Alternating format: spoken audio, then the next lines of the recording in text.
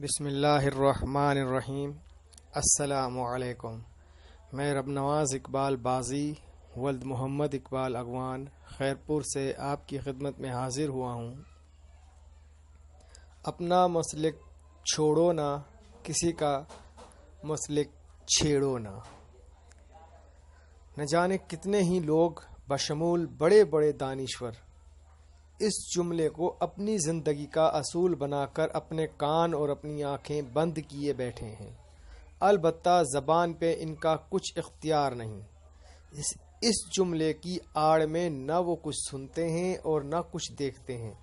پڑھنے میں تو یہ بڑا امن پسند سا جملہ لگتا ہے، لیکن اس کو زندگی کا اصول بنانا بہت خطرناک ہے اور بہت خطرناک ثابت ہو سکتا ہے۔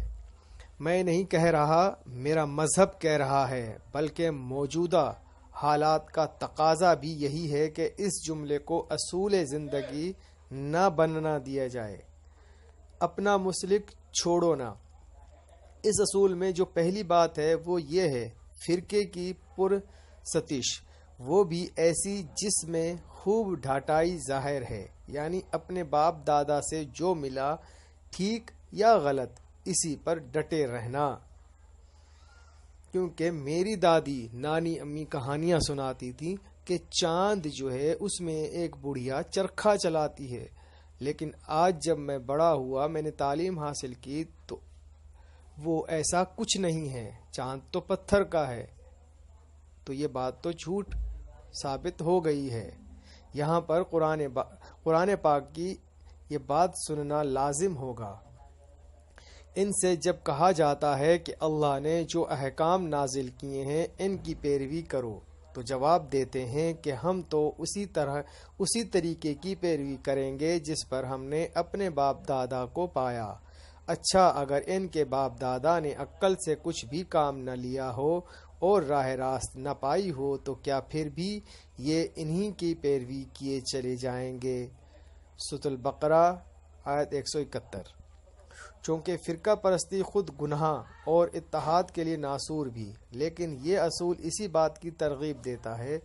دوسری بات، کسی کا مسلک چھیڑو نہ، یعنی نہ کسی کی اچھی بری سنو، نہ کسی کو اچھی بری کہو۔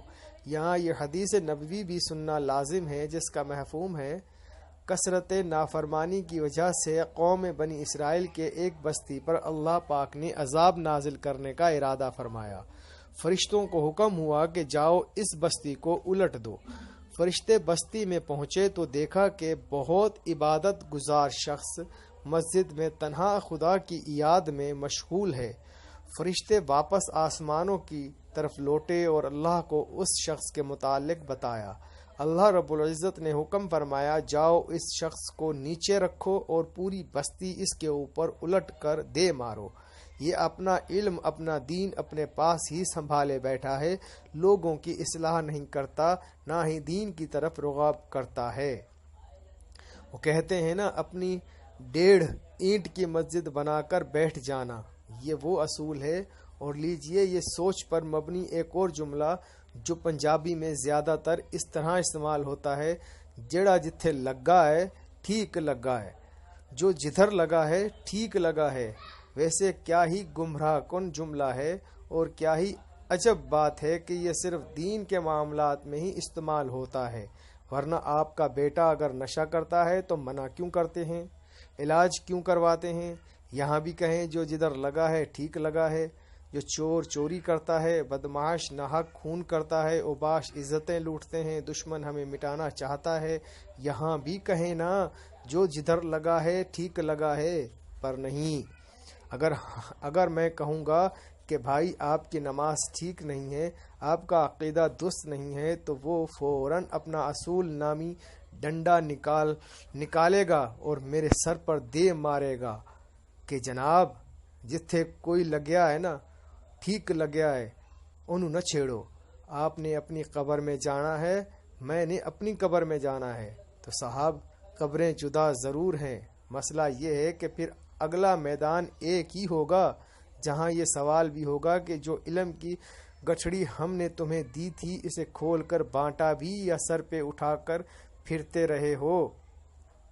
اب مثال کے طور پہ 72 فرقے ہیں.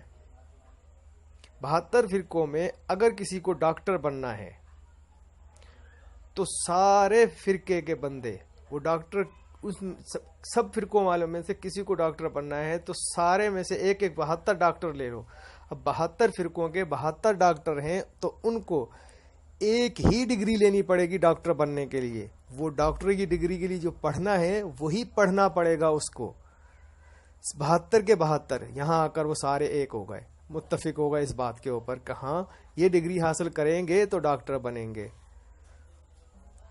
تو مسلمان بننے کے لیے یہ 72 فرقے جو ہیں، کیا قرآن اور حدیث کے اوپر عمل کرنے کے لیے، وہ ڈگری حاصل کرنے کے لیے مسلمان کی جو ڈگری ہے وہ ان دو چیزوں سے نہیں ملے گی کہ یہ سارے کے سارے قرآن اور حدیث پہ متفق نہیں ہو سکتے. ایک ڈاکٹر بننے کے لیے سارے متفق ہو سکتے ہیں لیکن ایک مسلمان بننے کے لیے متفق نہیں ہو سکتے.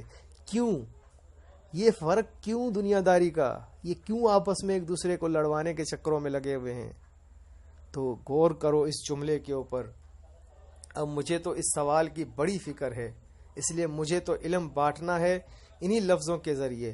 اب خدارا ان گمراہ کن جملوں کو اپنے ذہن کی ڈکشنری سے نکال دیجئے اور جو اللہ تعالیٰ نے سوچنے کی صلاحیت، جو عقل، جو شعور، جو علم دیا ہے اس سے فائدہ اٹھائیں، اچھے برے کی پہچان کریں، آگے بڑھیں.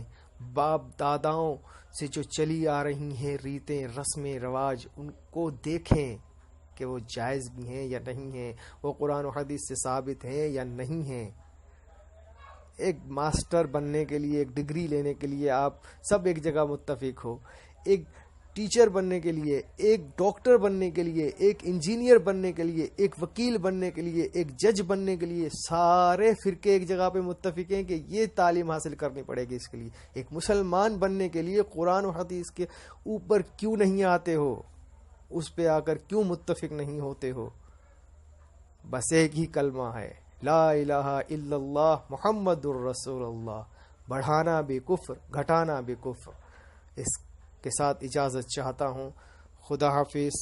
السلام علیکم. بسم اللہ الرحمن الرحیم.